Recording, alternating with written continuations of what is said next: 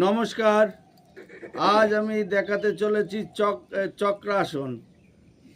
অনেক ছেলেমেয়েরা আজ বলে, তাই চক্রাসন কি করে?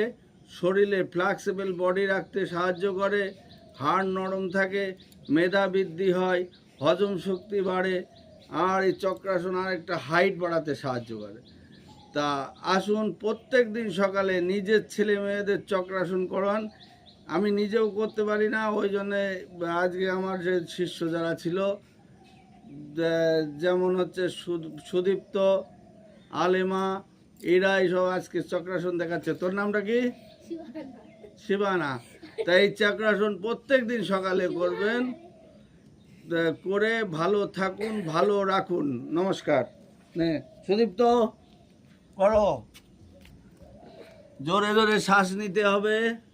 না করো, ওই এই পাশ দে, এই পাশ দে, এদিকে যা। আরে না, এই পাশ দে, এখানে। হ্যাঁ, ওখানে দাঁড়া, ওখানে দাঁড়া, ওখানে দাঁড়িয়ে ওইদিকে ঘর। এই নাও, সুদীপ্ত চক্রাসন করে দেখাচ্ছে, দেখুন।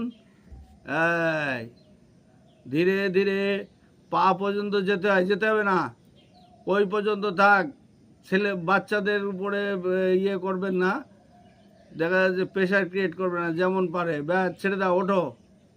আলেমা চলে আয়।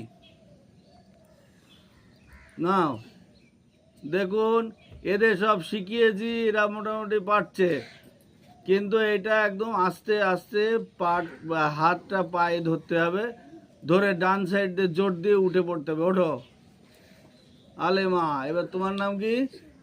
সুহানা।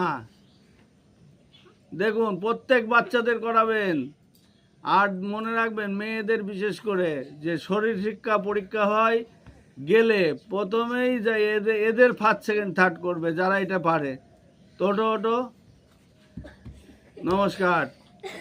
আজকে এই পর্যন্ত। আপনারা প্রত্যেক দিন সকালে নিজের বাচ্চাদের ভালো রাখুন, সুস্বাস্থ্যের পক্ষে চলুন। নমস্কার।